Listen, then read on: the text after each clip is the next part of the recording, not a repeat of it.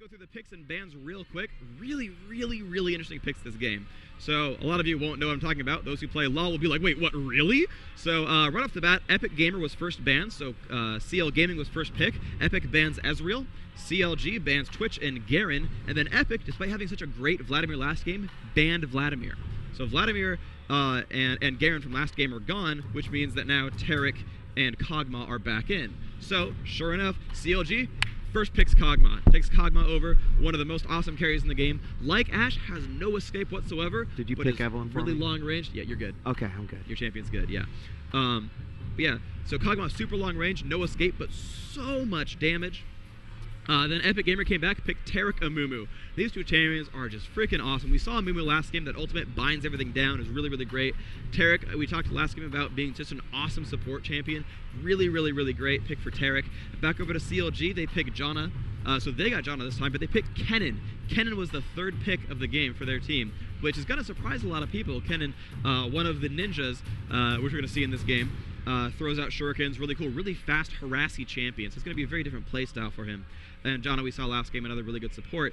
Back on Epic, they picked Annie and Miss Fortune. So those are two champions we didn't see last game either. Miss Fortune, actually the newest champion to League of Legends, came out this Wednesday afternoon, roughly. But a really cool range carry, really cool champion. As well as Annie, just a great laning caster, tons of burst damage, really awesome stuns, really great champion. CLG's final two picks were Udyr and Shen. So this is CLG at the top. There's their Udyr, and there's their Shen right there. And Udyr is a really good jungler. He's really fast. He has an amazing gank ability as well. And he's just really awesome for things like that. So he's going to run around and he's going to control the jungle. He's going to gank super hard, and it's going to be awesome for him. And their last pick was Shen, and Shen is freaking sweet. Shen is one of the other really great tanks in this game. I'm really surprised that he was picked this late, but he has an area effect taunt. He has his ultimate actually teleports him to a teammate and shields him. So if you're going to see someone about to die, they'll be like, nah, dog, I'm Shen, and he's just going to not die, and he's going to taunt everyone, and he's going to get away. So Shen is a super awesome pick, especially when you're coordinated and you can watch everything going on. And here comes the awesome part. See this guy right here? See this guy? This is Dan Din playing Heimerdinger. Got a little Heimerdinger action going on. Last pick of Heimer. They decided, you know what? They don't have really good champions to beat us. We're going to play a push start with Heimer. And this is going to be really funny to see because Heimer is going to be the linchpin of the strategy. Just guaranteed. Saraswat says Heimer is fine. I agree. Heimer is awesome. So how much difference do you think we're going to see from this game from the last game? So this is going to play out very differently. We're going to probably see Jungle Amumu from... oh, by the way, real quick, so Epic is now the purple team, and CLG is blue team. So don't get confused. So now the red names and the top is the team we saw at the bottom last time. That is Epic, the guys who won last game and are trying to win this. Whoever wins is going to the grand finals. This is the final game. This game matters the most. It's all about this. Yeah. So we see, Amumu up top again and Janna on the bottom again, but everything else has really been mixed up. So again, Epic is in pink and purple and red and CLG is in blue. So people are now spreading out to the lane assignments. There haven't been really any early team fights. Look at the scoreboard. We can see everyone's starting items, see everyone's summoner spells, lots of ghost, 10 ghost. Everyone likes ghost, makes you run fast. 4 flashes on one team, 2 on the other. So a lot of mobility picks here for summoner spells. Summoner spells, by the way, are abilities that you can get no matter who you are, that you cast as a player, as a summoner, that affect your champion. So, and then as you level up as a summoner in-game, you're out of game level, yeah, you have more of those spells available to you. Exactly, yeah. So Flash's ability, that is the last one available, is available at 12, and the max level is 30, so you really early on get all the tools available to you. So Kog'Maw laning mid against Heimerdinger. Heimerdinger hasn't actually spent any mana yet, which actually I was talking to Dan yesterday while he was setting up. He's like, no, I don't want mana runes. Are you kidding? I just conserve mana. I just last hit by right-clicking. Come on, aren't you good at this game? And I was like, oh, I feel bad now. So yeah, he's actually not... Oh, he went rockets first. Interesting. He's going to try to harass Kog'Maw using rockets. That is his W skill. Basically, it picks the 3 closest enemy targets and just throws rockets at them. You can't dodge them. They don't stun or anything. They just do some pretty sweet damage. And he's just going to run around trying to harass this Kog'Maw. Last hitting with wrenches, but going to just basically throw these rockets out and do as much damage. So as soon as that minion dies, there's rockets. Hits Kog'Maw again. Last hits a minion as well. Kog'Maw trying to last hit. Getting pretty low, though. Hotshot's got to be a little bit careful. He's down to about half health, and Dan's doing a much better job. Top lane is really the interesting one. Big Fat GG now up as Kennen and laning against Salsa's Annie. And Salsa is actually pretty well known for playing Kennen. He's a really good 3v3 player, and Kennen is like his baby for 3v3. So it's kind of cool to see Salsa against that champion instead. But the bottom lane is the really cool one. So Misfortune is going to be the main physical carry for Team Epik. That's Excessive playing him. And he's actually getting babysitted. So last game we saw that there were 2 carries up top, right? It was Nidalee and Tristana, and in mid was Vladimir and Ashe. But now we have a new concept where the carry is getting babysat by a support. Tarek has a single target heal, which heals himself back as well. He has a plus armor aura. He has a stun. So he's actually going to babysit Excessive, and Excessive is going to last hit minions all game and try to really farm up. This bottom lane just feels kind of like a junk lane. It doesn't really feel like they really wanted to have this lane together. They're just like, well, we want John and we want Shen, so sure, they're bottom. So I really don't see a lot of action going on. They don't have a lot of damage output. They have really good CC and survivability, but they're not going to pressure these guys at all. So Excessive's going to get to free farm like 15 minutes straight and just like show up with an Infinity Edge, and it's going to be really painful. So that lane is not going to be probably very active. So we're going to probably watch Annie versus Ken is going to be probably the most active lane. Both players going to have a lot of mana at their disposal. Oh, Sauce misses that minion kill. That was a bad play by Annie. Basically, when Annie last hits something with Disintegrate with her Q spell, a single target nuke, if it kills it, it gives her the mana back. So she can just spam this forever. All she wants, as long as she last hits, infinite mana. And so she can prime a stun and just burst someone down, and then regenerate by last hitting minions again and getting all the way back up, and rinsing and repeating. Kennen is a ninja, meaning he's energy based, which means he's really limited by cooldowns, not by his actual energy regeneration. You can see he's at full energy the entire time. He regens 10 energy per second, and his spells cost like 60, so it's really not a problem for him to last hit minions. Or just to start spamming spells out there and harass. So both players level 5 up here. Kennen's missing a few of these last hits. He's missed 2 of these most recent champions. Throwing out some shurikens, not quite getting that damage output. Gonna try to last hit something else. Okay, Annie has her stun ready. She might go in for some push. Gigi is staying towards the back. Ooh, he might be in range of Disintegrate. No, she's not gonna go for it. Gonna last hit some more minions. Kog'Maw in mid though has already chugged his healing potion. And Dan's doing quite well with his turret. He's actually only got 1 turret. He's playing a little bit of a different style here. He's not really spamming on turrets very hard.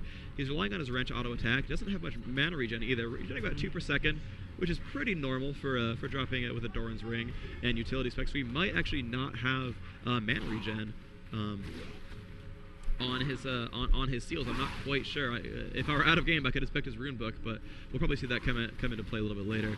But yeah, Dan not really putting down turrets, really just staying at full mana constantly, which I really am surprised by. Normally you see them play very, very spammy and just push all the way down to the turret and get a lot of control. A little bit of damage going off now onto that Tarek, taking some damage, but again, he can self-heal, so he's pretty much in good shape. Excessive just spamming out, using double up her main Q spell, which bounces the shot to a second target. Trying to put a little bit of pressure on, but not really getting a lot of damage output. You can see that she's up to 22 last hits, which is actually quite low. Tarek has 12, so as a lane they have 35, but like you see Annie's at 38. You see Kennen up there at 35, so Excessive not last hitting very well, which is actually a little bit surprising to me, that he really could just go and take some risks and just go for any minion ever and just not die because his teammate's Tarek. So I'm a little bit disappointed by Excessive's mechanics so far. Tarek really shouldn't be going for any of these kills in the first place, so really, I mean, Excessive should just be getting everything repeatedly.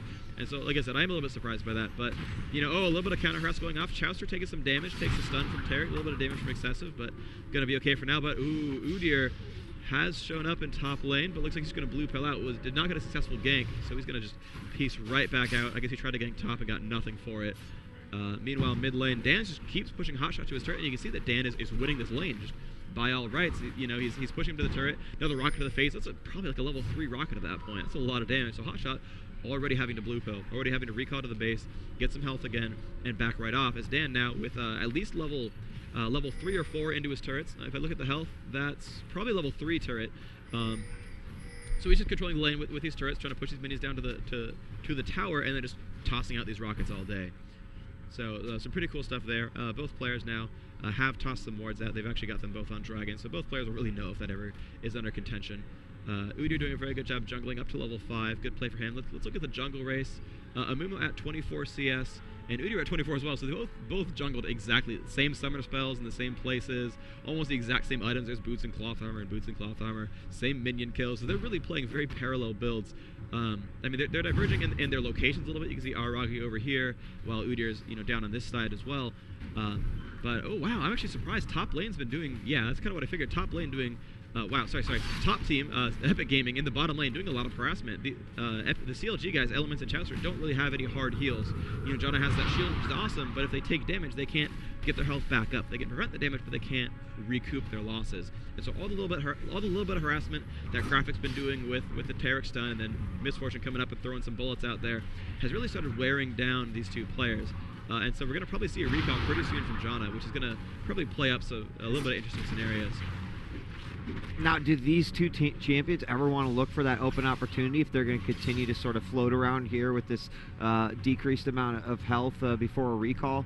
Is there any reason for them to actually want to push? I mean, I know they're kind of traversing around the safety of their turret right here, but is that a good opportunity for them? So it's not always the best option. A lot of players like refuse to recall and then get owned for it, and that happens. Like you'll see just more often than not, like somebody just refuses to recall in a duo lane, even though the experience isn't going anywhere, and that does make things dangerous. So if we see someone die, it's likely that it'll be bottom lane or one of these jungler ganks, as we see Udyr over here and all that.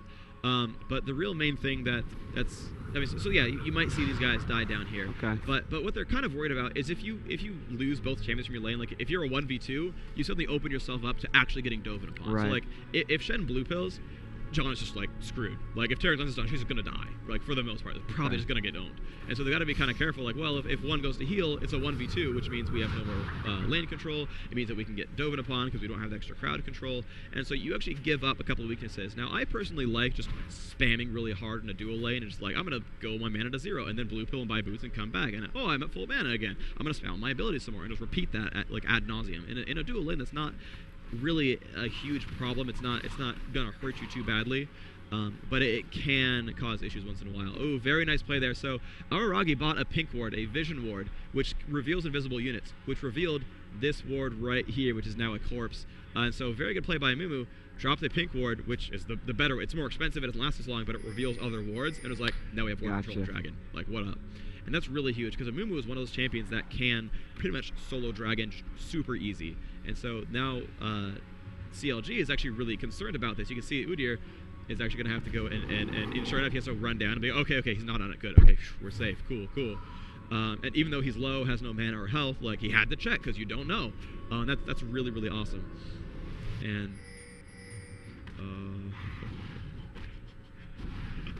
oh, that's just funny, that's just really clever. So we're going to see if anything happens here. Yeah, alright, so we'll leave that for now.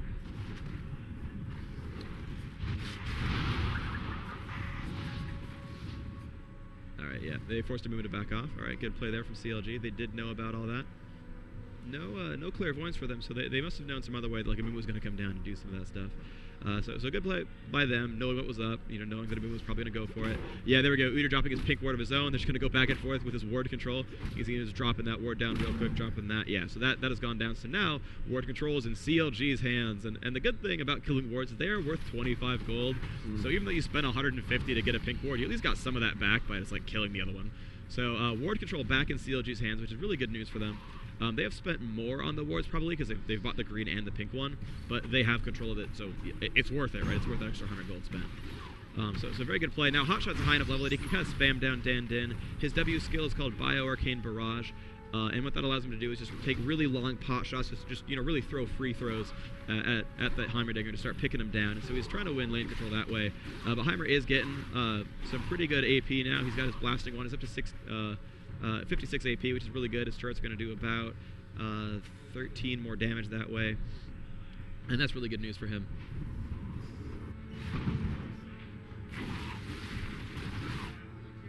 Meanwhile, the top lane, not a lot of action going on, actually. Neither player has actually recalled yet. Doran's Ring versus Doran's Shield plus Potion. Big Fat GG just hasn't taken damage his entire time. He's just chilling there with 1,500 health. He's already level 10. So these guys are leveling really, really hard, and no one's messing with them. Yeah. But they're going to be like the forces to be reckoned with as this game goes on. Their CS is really high. Kennan's at 98, and he broke first one to break 100. But Heimer at 97, right behind him as well. And Kog'Maw down to 80. So Hotshot GG is laning much worse than Dan Din. Salz versus Big Fat GG is pretty much equivalent. The bottom lane here, Graphic and Misfortune at 100 total for themselves. Meanwhile, Jana and Shen only at like 60. Oh, GG taking some damage there. We go. Salz putting some damage output. Big Fat GG putting some back. He does have the better regeneration with Doran's shield, so as this wears on, if there's not too much more burst going on, he'll start winning the lane, as well as eating a healing potion. But, oh, you are silly. Why did... So, for some reason, they decided to put another green ward down here in front of Dragon, despite obviously a pink ward chilling there, so just completely free ward kill. That was, honestly, like a little bit sloppy play from Epik Gamer, so CLG's doing some good stuff there. So Epik has the advantage in creep stats. They're about 60 up across the team. Ooh, nice.